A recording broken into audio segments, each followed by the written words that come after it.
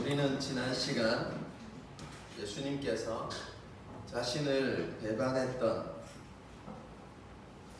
가룟 유다를 끝까지 사랑하시고 그에게 최고의 사랑을 보여주신 예수님에 대해서 생각해 보았습니다. 하나님이셨고 그리고 주님과 선생이셨던 예수님께서 종의 차림으로 가룟 유다의 발을 씻겨 주셨습니다. 뿐만 아니라 저녁 식탁의 자리에서 빵 한 접 조각을 적셔서 가룟 유다에게 주심을 통해서 가룟 유다를 향한 예수님의 특별한 우정을 그에게 보여 주셨습니다. 마지막까지 이렇게 최고의 사랑을 가룟 유다에게 보여주셨음에도 불구하고 가룟 유다는 예수님의 사랑을 거절하고 마귀의 선택과 결정을 받아들였습니다. 결국 가룟 유다는 어둠에 사로잡혀서 예수님을 팔려고 했던 자신의 계획을 실행시키려고 앞으로 나갔습니다. 가룟 유다가 이렇게 나가는 이후에 예수님께서 이렇게 말씀하셨습니다. 지금 인자가 영광을 받았고 하나님도 인자로 말미암아 영광을 받으셨다. 이렇게 말씀하십니다. 여러분, 제가 계속해서 요한복음을 설교하면서 예수님께서 영광 받으신 사건 뭐라고 했습니까? 예수님의 십자가 죽음이라고 이야기했습니다. 그런데 십자가 죽음은 지금 일어난 사건이 아닙니다. 그렇죠? 6월절 만찬이 요즘 그죠? 요일로 하면 무슨 요일이라고 했죠? 목요일 저녁이라고 했습니다. 목요일 저녁이 6월절 만찬이 있었던 날이고요. 그리고 그날 밤에 예수님께서 잡히시고 금요일날 예수님께서 십자가에 못 박히십니다. 그러니까 오늘날 날짜 시간 개념으로 하면 내일이죠. 이제 예수님께서 십자가에 못 박혀서 돌아가시는데 예수님께서 하시는 말씀은 뭡니까? 지금 인자가 영광을 받았다 이렇게 말씀하고 계신 것이죠. 왜 그렇죠? 이것은 기본적으로 십자가 죽음에 대한 확실성을 표현한 것입니다. 지난번에 설교했던 것처럼 십자가 죽음은 예수님께서도 피하고 싶어 하셨던 굉장히 고통스럽고 괴로운 것이었습니다. 하지만 예수님께서는 그것이 하나님의 뜻이었기 때문에 회피하지 않으시고 십자가를 지시기로 결심하셨습니다. 이제 가룟 유다의 배신을 통해서 실제적으로 예수님께서 못 박히시는 사건이 진행되어지는 것입니다. 중요합니다. 가룟 유다의 배신을 통해서 예수님의 십자가 죽음이 실제적으로 이제 진행됩니다.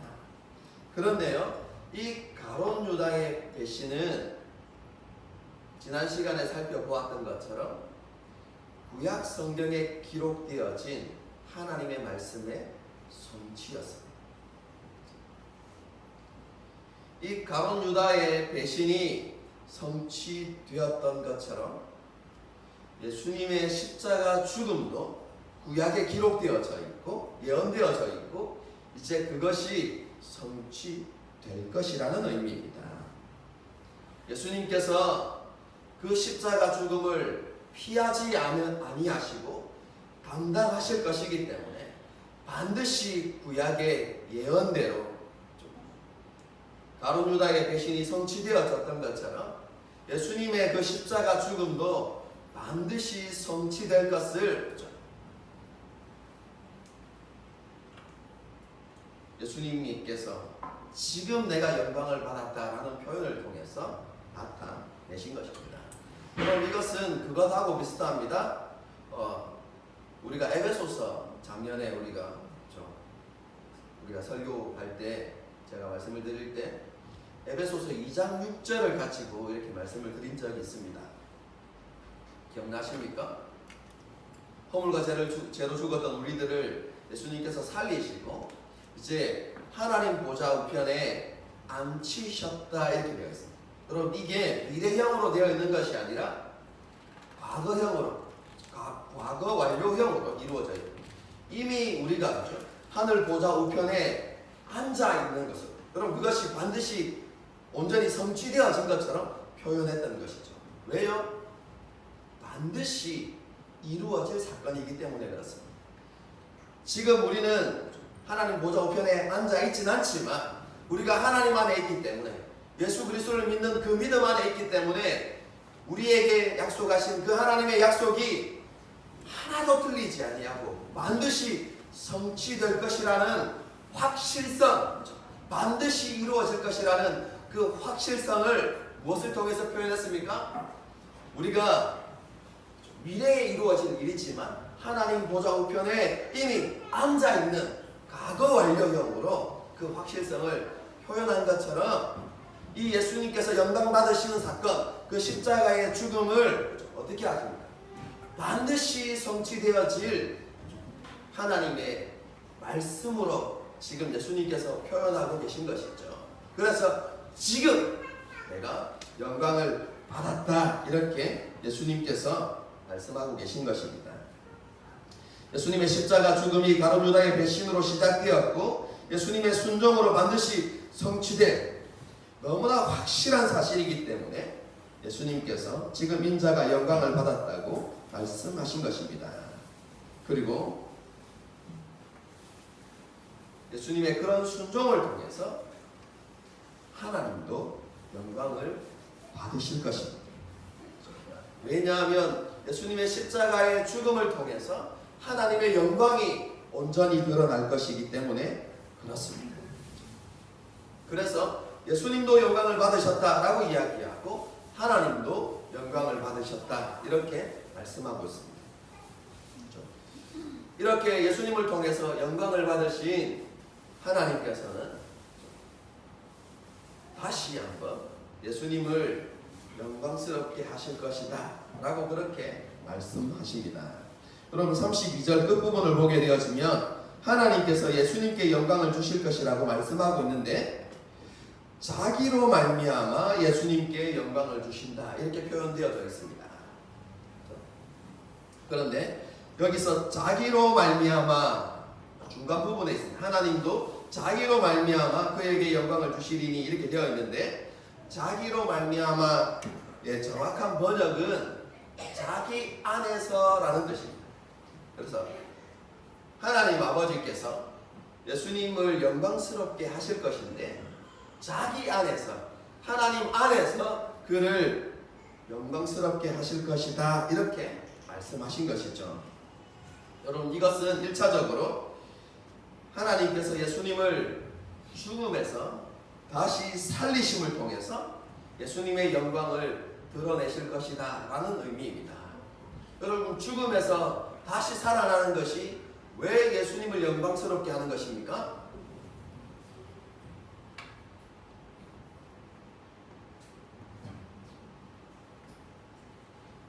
여러분 유대인들이 예수님을 죽이려고 모의했다 제가 이렇게 말씀을 드렸죠. 단순히 그냥 죽이자 결의하는 것이 아니라 어떻게 예수님을 죽여야 할 것인가 그들이 모여서 굉장히 심도 깊은 모의를 했습니다.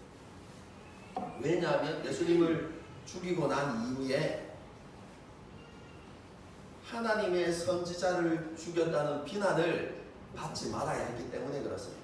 그래서 어떻게 하면 예수님의 죽음이 합당한 죽음이고 그리고 백성들이 그것을 당연하게 받아들일 것인가 라고 그렇게 여러분 생각을 하면서 결론을 내린 것이죠. 예수님을 십자가에 못 박아 죽이면 예수님이 거짓말쟁이로 드러날 것이고, 왜 그렇습니까?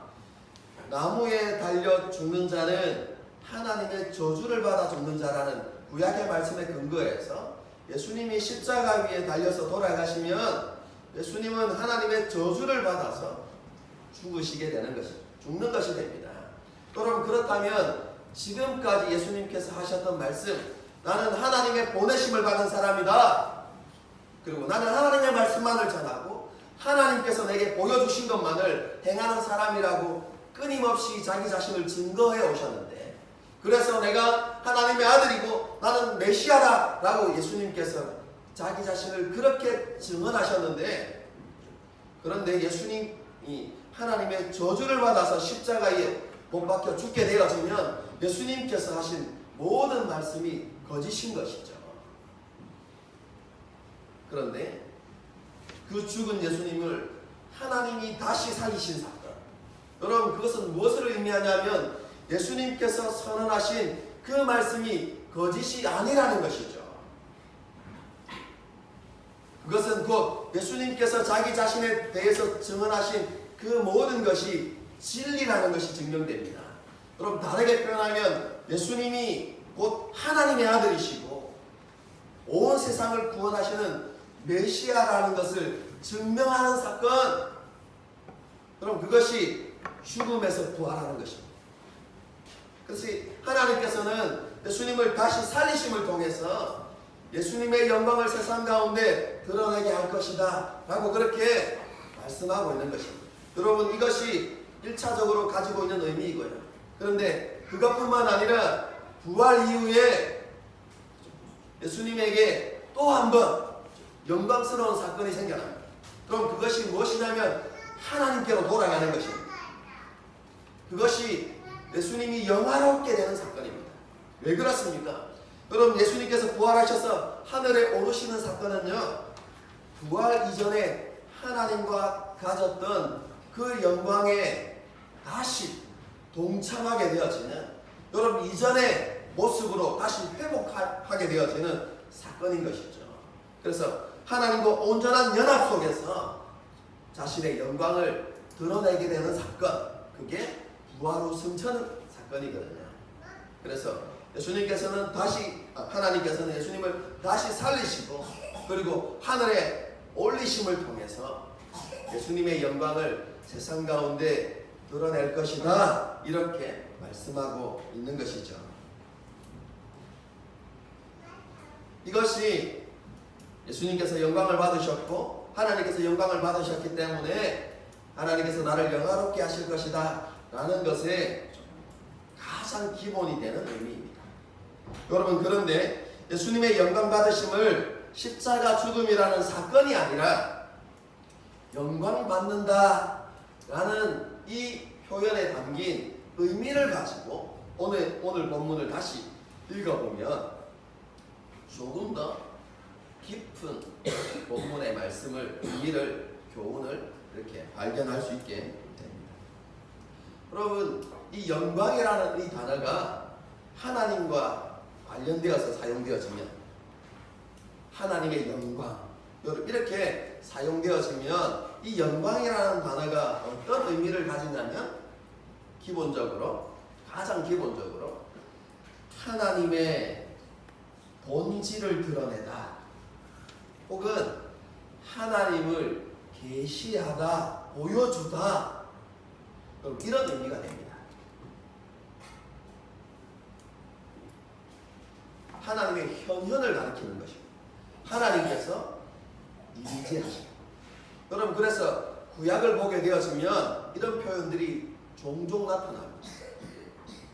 하나님의 현현, 하나님의 나타나심을 경험하고 난 다음에 선지자들이 뭐라고 표현하냐면 우리가 하나님의 영광을 보았다, 이렇게 표현해요. 여러분, 이사야 6장을 한번 생각해 보십시오. 하나님께서 성전에 나타나셨습니다. 그런데 그걸 뭐라고 이야기했죠? 하나님의 영광이 가득했다, 이렇게 표현하거든요. 그래서 하나님의 영광 이렇게 이야기하면요, 하나님이 자신을 드러낸 사건입니다. 그래서 하나님의 위대하심, 하나님의 높으심, 하나님의 거룩하심, 그 하나님의 본질이 드러나고 하나님이 계시될 때 하나님의 영광이 나타났다, 이런 표현을 사용하는 것이거든요. 여러분, 이런 의미에서 예수님께서 영광을 받으셨다, 이 말은 어떤 의미를 가집니까? 예수님께서 하나님이시지 않습니까? 하나님이신 예수님께서 자신의 본질을 드러내셨다라는 그런 의미입니다.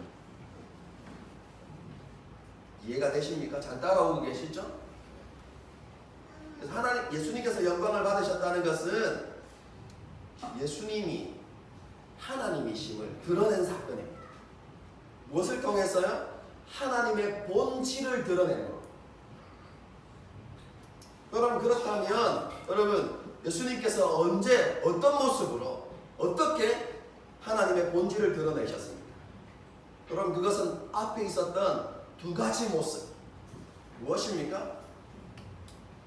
예수님께서 종의 차림으로 제자들의 발을 씻기심으로 예수님 자신이 사랑이심을 드러낸 사건입니다.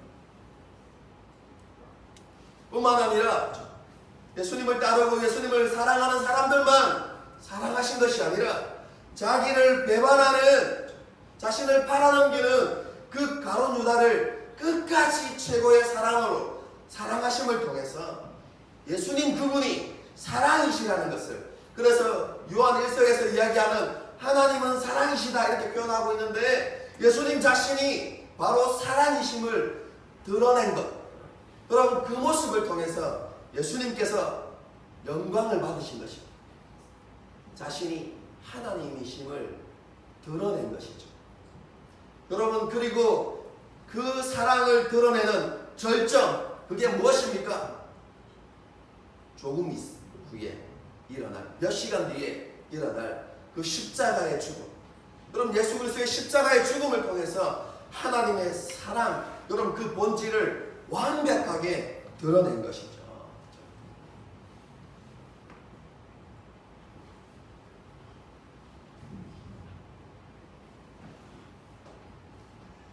하나님께서, 예수님께서 그 사랑을 나타내심을 통해서 자신이 하나님이심을 증명한 사건, 그래서 예수님께서 영광 받으신 사건인 것입니다.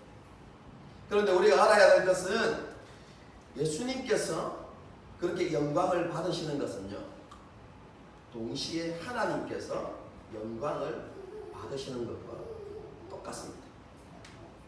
왜 그렇죠? 이건 요한복음이 지금까지 계속해서 반복하고 있는 것입니다. 예수님은 사랑을 드러내심으로 자신이 하나님이다 라는 것만 증명하신 것이 아니라, 여러분, 예수님께서 하시는 모든 행동은 누가 보여주신 것입니까? 하나님이 보여주신 것입니다. 예수님은 하나님께서 행하신 것만 행합니다. 여러분, 그렇기 때문에 예수님의 행위 자체는 곧 하나님께서 행하신 것과 동일한 것입니다. 그렇기 때문에 어떠한 행위를 통해서 하나님의 본질을 드러내셨다면 그것은 아버지 하나님을 드러내신 사건이고, 여러분 그것을 통해서 아버지 하나님도 영광을 받으시게 된 것이죠. 그래서 예수님께서 자신도 영광을 받으셨고 자기로 말미암아 하나님 아버지도 영광을 받으셨다, 이렇게 표현하고 있는 것입니다. 이렇게 예수님께서 자신과 하나님께서 영광을 받으셨다는 것을 말씀하신 이후에 조금 있으면 자신은 이제 제자들을 떠나게 될 것에 대해서 이야기하십니다. 그런데 예수님께서 이렇게 제자들을 떠나셨을 때 제자들은 어떤 모습이어야 하는가에 대해서 말씀하시는 것이죠. 다르게 표현하면 예수님께서 제자들을 떠나 계신 동안에 제자들을 향한 예수님의 기대가 무엇인지를 말씀해 주신 겁니다. 예수님은 내가 없을 때 너희가 이런 모습이었으면 좋겠다. 너희가 이렇게 살아갔으면 좋겠다. 이렇게 말씀하신 것이죠. 여러분 그게 34절의 말씀입니다. 보겠습니다. 새 계명을 너희에게 주노니 서로 사랑하라. 내가 너희를 사랑한 것 같이 너희도 서로 사랑하라. 예수님께서 제자들에게 기대하신 것은요, 예수님께서 제자들을 사랑하셨던 것처럼 제자들이 서로 사랑하면서 살아가는 것이었습니다. 여러분 이렇게 제자들이 서로 사랑하면서 살아가는 것은 예수님께서 세우시는 공동체의 새로운 질서입니다.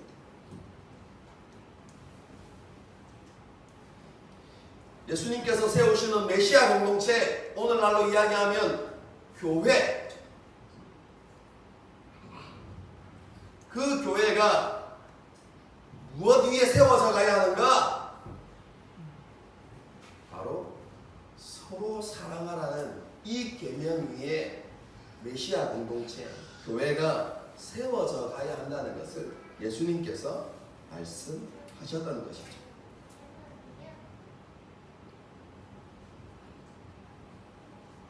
그런데 어떤 사랑으로요? 예수님께서 보여주셨던 그 사랑으로 서로 사랑하는 것입니다. 그게 절대적인 기준입니다. 여러분 예수님께서 서로 사랑하라는 것에 대한 절대적인 기준을 보여주셨기 때문에 그런 의미에서 예수님께서 사랑하라고 주신 이 계명이 새 계명인 것입니다. 구약과는 조금 다른 의미이죠. 그리고 지금은 제가 자세하게 언급하지는 않겠지만 여러분 이제 14장, 15장, 16장, 17장으로 넘어가게 되어지면 왜 예수님께서 주시는 이 사랑하라는 계명이 새 계명인가? 라고 이렇게 이야기할 때 그것은 성령의 역사와 관련이 있기 때문에 그렇습니다. 그것은 오늘 잠시 언급하고 또 본문이 더 정확하게 우리에게 말씀하실 때 더 자세하게 설명하도록 하겠습니다. 어쨌든 예수님께서 실제적으로 절대적인 기준을 보여주셨고 그리고 그 사랑이 성령의 역사를 통해서 세워져 가기 때문에 구약과는 다른 것이죠. 그래서 새 계명이 되는 것입니다.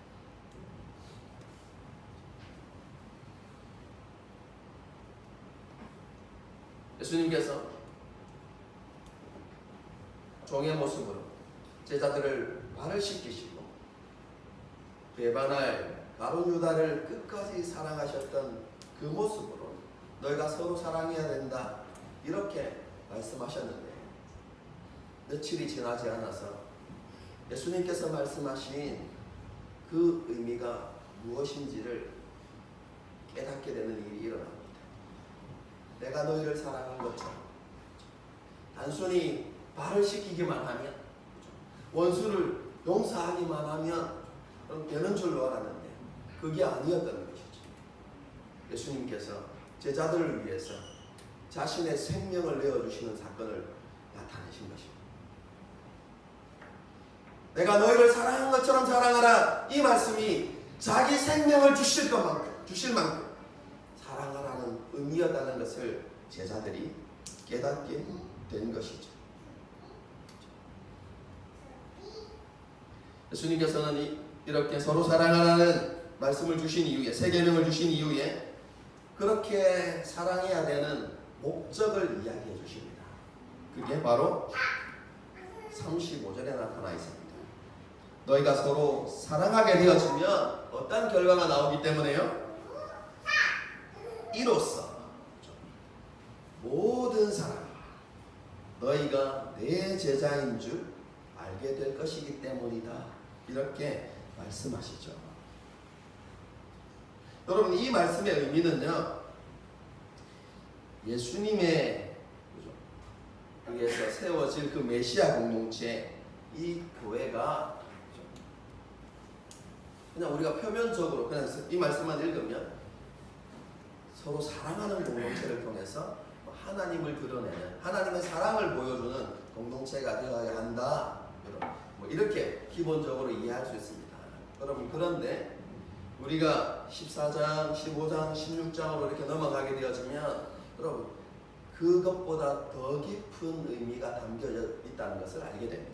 그럼 그게 무엇이냐면 예수님을 통해서 세워질 그 공동체는요, 아버지 하나님과 예수님, 성자, 아들 대신 예수님과의 그 관계를, 그 사랑의 관계를 세상 가운데 보여주어야 하는 공동체다라는 그런 의미가 담겨져 있습니다. 여러분, 예수님과 아들 대신 예수님과 아버지 하나님은 어떤 관계입니까? 영원한 사랑의 관계입니다. 그럼 이걸 좀 쉽게 표현하면 이렇습니다. 아버지 하나님의 무한한 기쁨의 대상이 있습니다. 보기만 해도 너무 좋은 것처럼. 누구입니까? 예수님이시죠.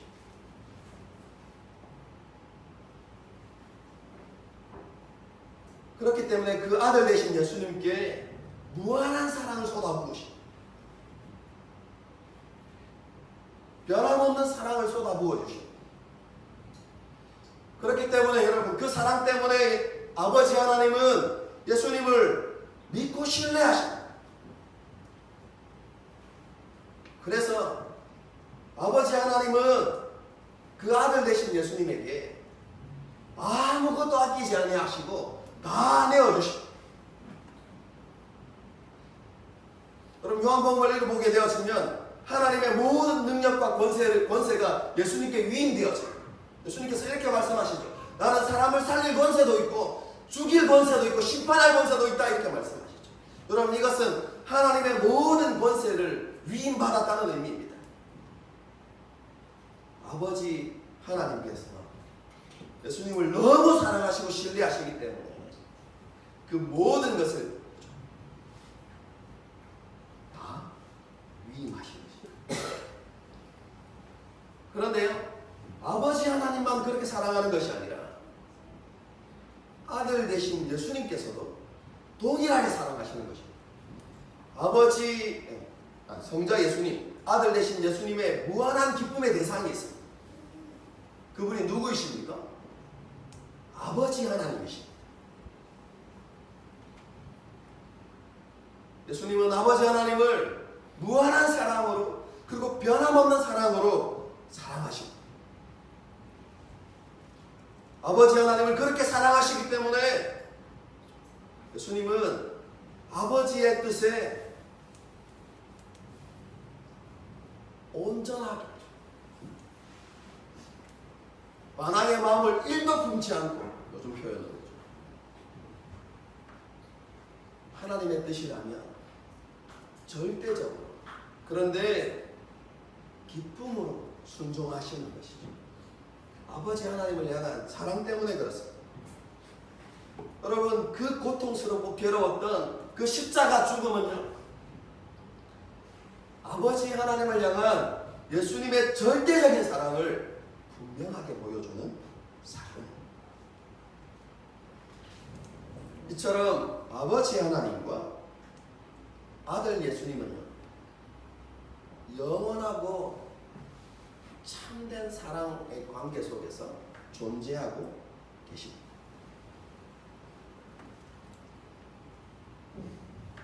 여러분, 이런 사랑의 특징이 예수님께서 세우시는 그 메시아 공동체의 특징이 되기를 원하시는 것이죠.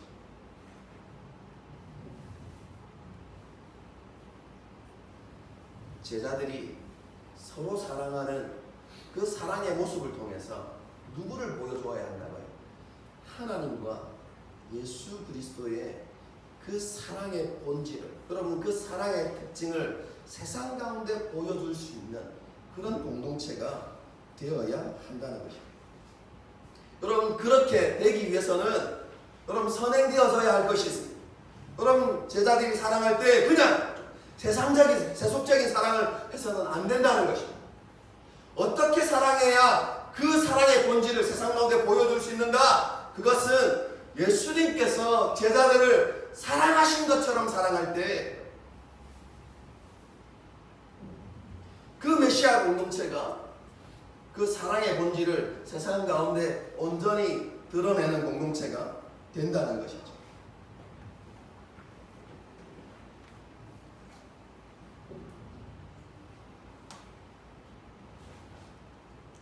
그러면 한번 생각해 보십시다.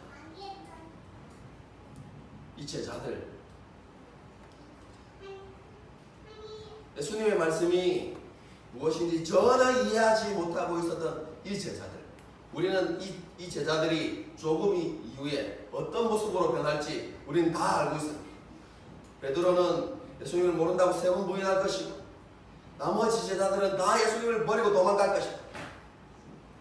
여러분, 이런 제자들이 도대체 어떻게 예수님께서 보여주신 그 사랑으로 서로를 사랑할 수 있게 되겠습니다.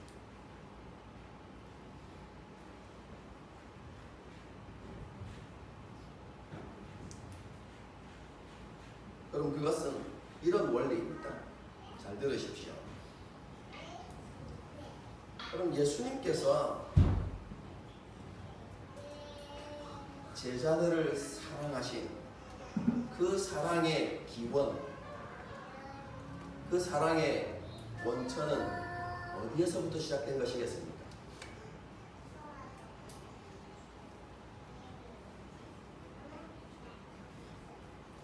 하나님과의 영원한 사랑의 관계 속에서 시작된 것입니다. 하나님과 그 영원한 사랑의 관계 속에 예수님 안에 무엇으로 충만하냐면 하나님의 사랑으로 충만한 것이죠. 여러분, 그 하나님의 사랑 때문에 예수님은 제자들을 위해서 기꺼이 낮아지시고 종의 모습으로 그들의 발을 씻기시고 심지어는 자신의 생명을 주시기까지 사랑할 수 있었다는 것이죠. 여러분, 제자들이 서로 사랑하는 원리도 그렇게 되어야 한다는 것입니다. 우리가 의식을 일으켜가지고 서로 사랑하자, 우리가 결심하고 오늘보다 내일 더 사랑하자, 여러분, 이렇게 서로를 격려해가지고 여러분 이 공동체가 사랑의 공동체가 되는 것이 아니라 우리 안에 동일하게 예수님 안에 있었던 사랑의 근원, 기원이 있어야 한다는 것입니다. 어떻게 되어져야만 합니까? 여러분, 제자들은 먼저 한 가지를 확신할 수 있어야만 했습니다. 자신들이 예수님에게 있어서 무한한 기쁨의 대상이라는 것을 그들은 확신해야만 했습니다. 자신들이 예수님에게 있어서 무한한 기쁨의 대상이기 때문에 예수님은 자신들에게 무한한 사랑을 베풀어 주시고 변함없는 사랑을 베풀어 주신다는 여러분 그 예수님의 사랑에 대한 이해와 확신과 경험이 그들에게 있어야만 했습니다. 여러분, 그것을 이해하게 되어지고 경험하게 되어질 때 비로소 그들 안에 하나님의 사랑이 생겨나는 것입니다. 예수님의 사랑이 그들 안에 풍성해지는 것입니다. 여러분, 그 제자들의 사랑이 언제 생겨납니까? 예수님께서 실제로 그들에게 자신의 생명을 내어주신 사건을 경험한 이후에 정말로 예수님께서 우리를 사랑의 기쁨으로 대상으로 여기시고 우리를 무한히 사랑하시는구나, 변함없이 사랑하시는구나 라는 것을 깨닫게 되어집니다. 그럼 그리고 그들 안에 하나님의 사랑으로 채워지는 것이죠.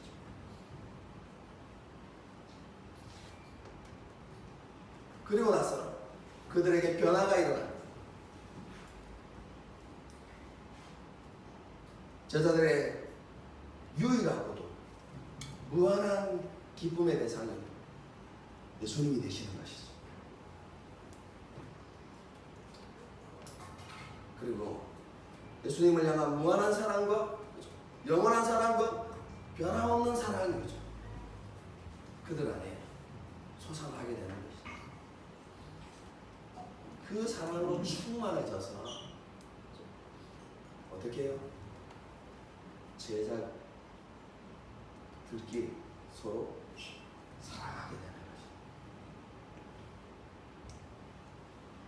사랑의 원천이 거기 있기 때문에 여러분, 제자들의 모습이 어떠한가는 상관없는 것입니다. 예수님께서 제자를 사랑하실 때 그들의 어떠함과는, 사랑하실 때 그들의 어떠함을 예수님께서는 상관하지 않으셨습니다. 그들의 연약함과 그들의 부족함을 넉넉하게 품을 수 있는 하나님의 사랑이 그 안에 충만했기 때문에 그들을 기꺼이 사랑하셨던 것이죠. 배반할 가로무다까지.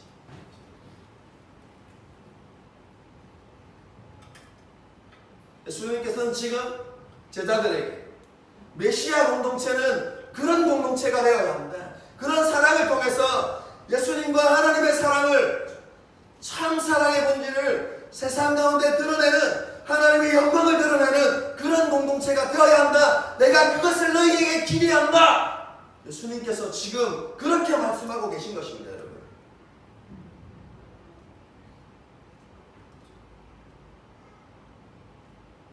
그런데 여러분, 제자들은요, 예수님의 이런 간절한 기대와는 아무런 상관이 없는 사람들입니다. 예수님의 관심에는, 여러분, 예수님의 기대에는 그들은 아무런 관심이 없었어요. 여러분, 그들의 관심은 오직 한 가지였습니다. 그게 뭐냐면 예수님이 우리를 떠난데 사랑하라는 세 계명은 귀에 안 들리고 그 앞에서 잠깐 언급하셨던 예수님이 떠나실 거라는 사실. 그럼 예수님이 떠나시면 제자들은 어떻게 됩니까? 한번 생각해 보십시오. 제자들은 예수님을 향한 기대가 있었습니다. 예수님이 왕이 되시면 우리도 한자리 하겠지. 여러분, 예수님께서 마지막 유월절을 지키시기 위해서 예루살렘으로 올라오실 때 여러분, 제자들이 했던, 토의했던, 논쟁했던 내용이 뭔 줄 아시죠? 누가 예수님 좌우편에 앉을 건가?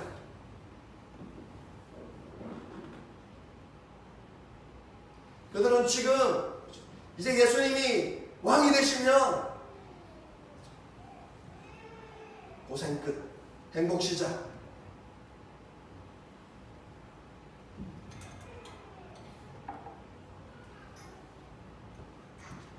그것을 기대하면서 예수님과 함께 해왔고, 조금 힘들고 어려워도 예수님을 향한 수고를 아끼지 않았는데 예수님이 떠나가시면 이 모든 것이 물거품이 될 위기에 처한 것입니다. 그러니까 제자들은요, 서로 사랑하라는 그 예수님의 세 계명 아무런 관심이 없습니다. 예수님의 기대와는 아무런 상관이 없습니다. 오직 그들은 예수님이 떠나가시면 어떻게 하지? 너무 걱정이 되었어요. 성질 급한 베드로가 단도직입적으로 질문하죠. 주여, 어디로 가십니까?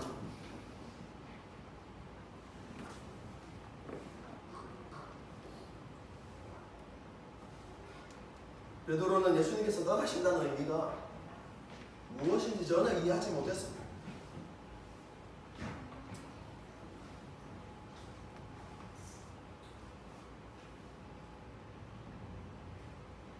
그런데도 우리 한 가지 알아야 될 사실이 있습니다.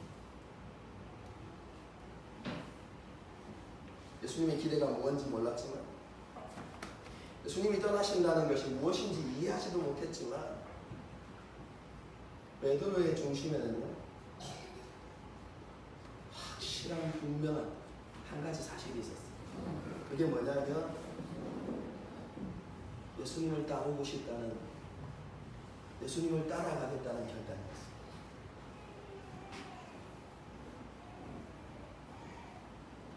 에어컨 좀 꺼주세요. 춥답니다.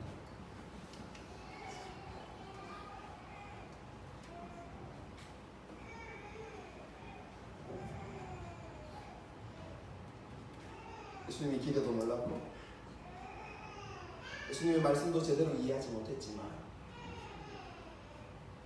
예수님을 따르고 싶다는 결단만큼은 진실이었던 것이죠. 예수님은 그것을 아셨어요. 그래서 베드로에게 이렇게 말씀하시죠. 지금은 네가 나를 따라올 수는 없다. 하지만 시간이 흐른 후에 네가 나를 따라오게 될 것이다. 이렇게 말씀해 주셨어요. 한번 생각해 보세요. 시간이 흐른 후에 베드로는 늘 그것을 생각했어요.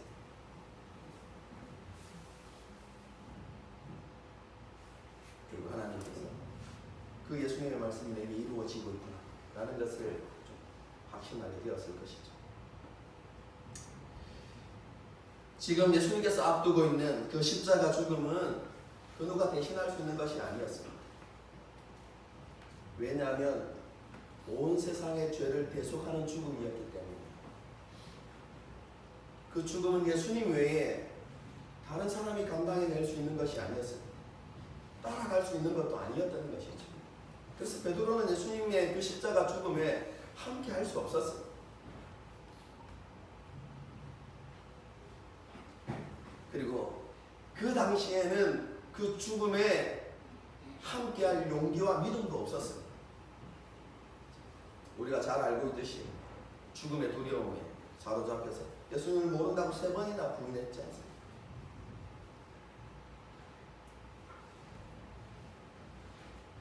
그렇기 때문에 베드로는 예수님을 따라갈 수도 없었고 따라가지도 못했습니다. 하지만 그가 예수님의 사랑을 온전하게 깨달은 이후에 그는 예수님을 따르는 사람으로 변화됩니다. 그걸 보여주는 것이 우리가 언제인지 모르겠습니다. 모든 날 살펴보게 되어지 요한복음 21장에 되는 거죠. 요한의 아들 시몬아 네가 나를 사랑하느냐?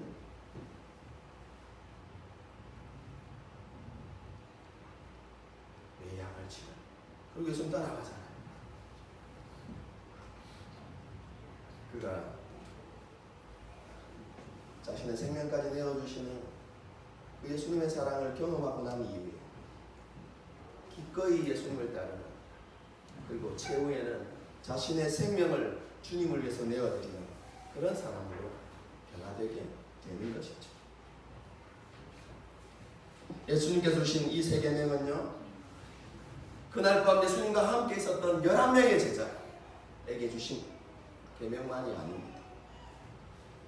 저와 여러분에게도 동일하게 주신 계명입니다. 우리 역시 예수님께서 제자들을 사랑하신 것처럼 사랑하며 살아가야만 합니다. 우리가 이런 예수님의 사랑을 실천하며 살아가기 위해서는 무엇보다도 가장 먼저 우리 안에 하나님의 사랑으로 충만해져야만 합니다. 우리 안에 하나님의 사랑으로 충만해지기 위해서 우리 안에 확신과 경험이 필요합니다. 여러분, 그것이 무엇입니까? 우리가 하나님의 무한한 사랑의 기쁨의 대상이라는 것을 우리가 확신해야만 합니다. 우리의 모습과 상관없이, 우리의 어떠한 마음으로 상관없이 우리가 예수님의 무한한 기쁨의 대상이라는 것을 우리가 정말로 깨달아야 하는 것입니다. 그리고 그것을 경험해야 하는 것입니다.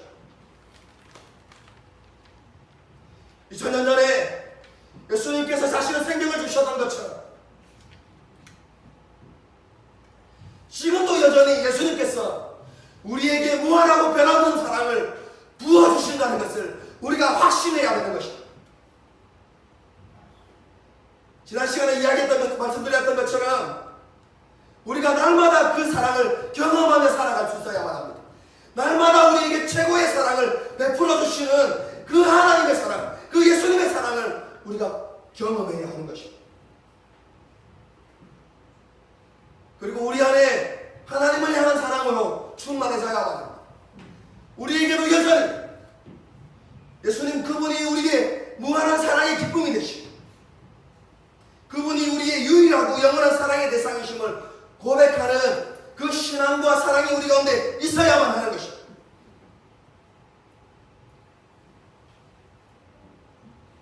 어떻게 하면 우리 안에 그런 하나님의 사랑으로 예수님의 사랑으로 충만해질까요?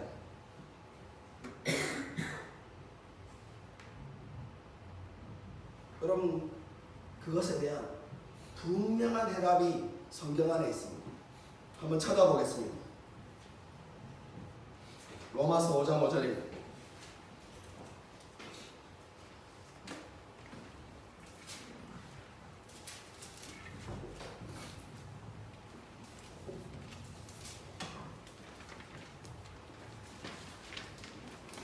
로마서 5장 5절.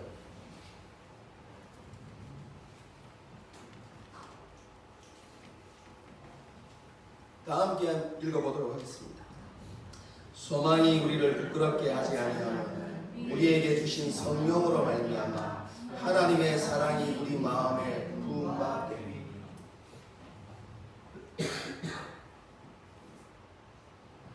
우리가 요한복음을 잘 연구해 보면요, 예수님께서 이 땅에 계실 때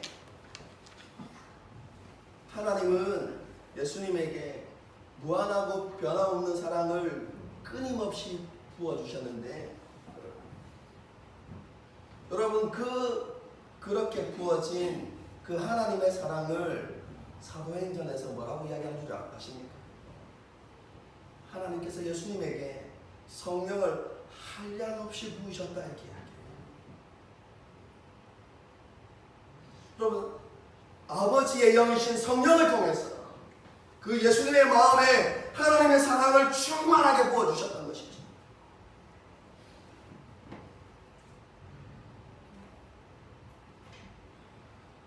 여러분 이것을 삼위일체로 표현하면 이렇습니다.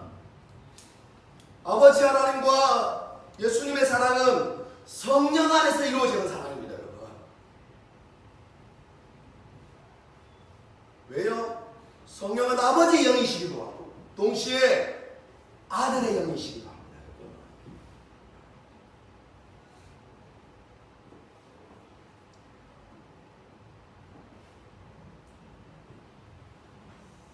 성령의 부어짐을 통해서 예수님은 아버지의 사랑을 날마다 경험하셨고 그 사랑을 세상 가운데 보여주고 나타내며 그렇게 사역하실 수 있었던 것이죠. 여러분 이것을 증명해주는 사건이 나타나 예수님을 버리고 도망했던, 예수님을 부인했던 그 제자들, 이 제자들의 놀라운 변화가 일어나는 사건이 생겨납니다.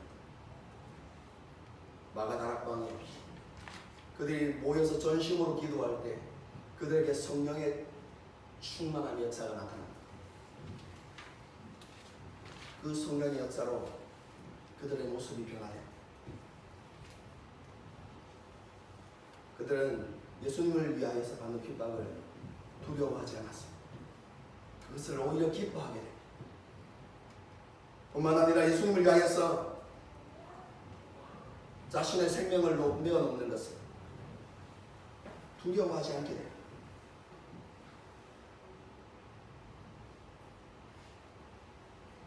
누가 더 잘 될 것인가? 거기에만 관심이 있었던 그들이 자신의 모든 소유를 주님 앞에 내려놓게 되는 그런 변화를 가져오게 돼요. 왜요? 그들에게 부어진 그 성령을 통하여서 하나님의 사랑이 그들 안에 충만해졌기 때문에 그런 것입니다.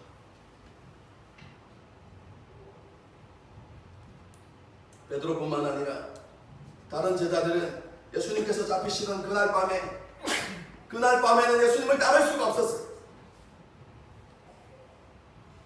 하지만 하나님께서 보내주신 그 성령으로 충만해졌을 때 그들은 예수님을 따를 수 있는 사람으로 변화되었습니다.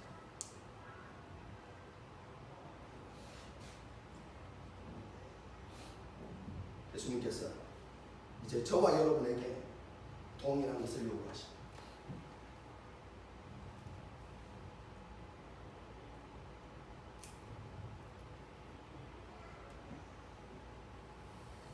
저와 여러분에게 예수님을 따를 것을 우리에게 말씀하시고 요청하고 계신 것입니다.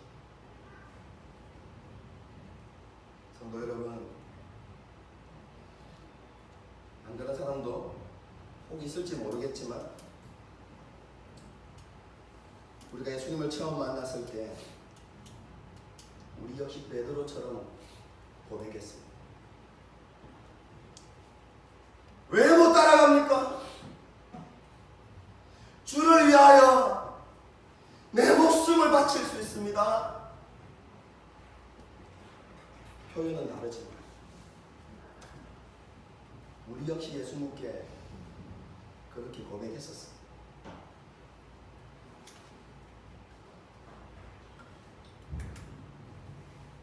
그런 고백을 드렸던 우리가 지금은 어떻게 살아가고 있습니까?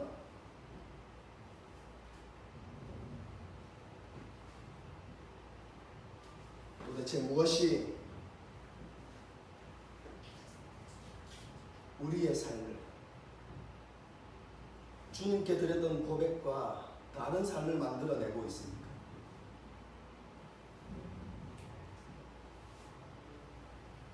도대체 무엇이 우리의 관심을 예수님께서 주신 새 계명이 아니라 다른 것을 향하게 하고 있는지 한번 생각해 돌아보십시오. 이제 다시 돌이켜야 할 때입니다. 예수님께서는요, 우리가 예수님을 따르겠다는 그 고백이 거짓이 아니었음을 알고 계십니다. 단지 우리의 믿음이 연약하여서 그 길을 가지 못하고 있음을 예수님은 알고 계십니다.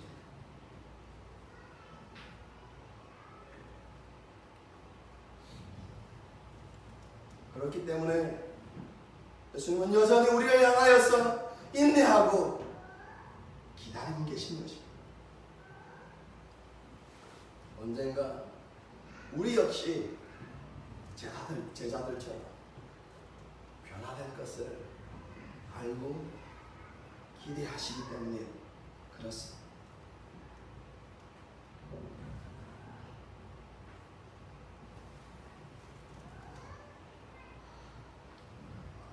이제 다시 한번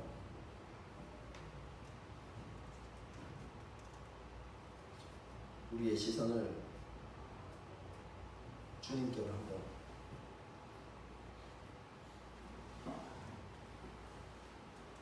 옮겨보지 않겠습니다. 다른 것이 아니라 우리에게 주신 새 계명과 주님을 따르라는 그 명령을 우리의 관심을 두려야 하지 않겠습니까? 여러분, 오늘 말씀을 통해서 정말로 조금이라도 그런 마음이 우리 안에 생겨난다.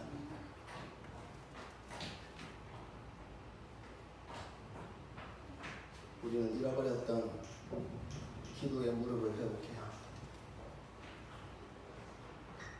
하나님의 사랑은 성령의 충만을 통해서 우리 가운데 부어지는 것입니다.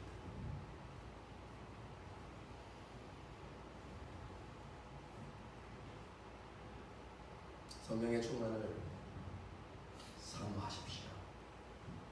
그래서 개인의 기도에 무릎을 세우고 다른 기도도 해야 되지만 성령의 충만함을 위해서 간절히 기도하십시오.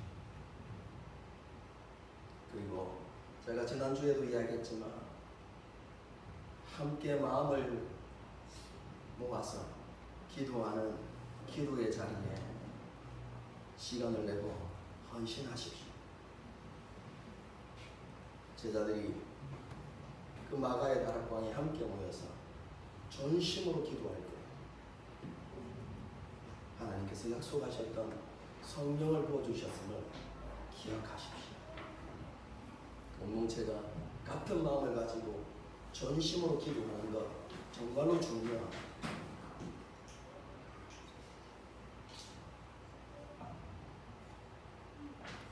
하나님의 이 요청 앞에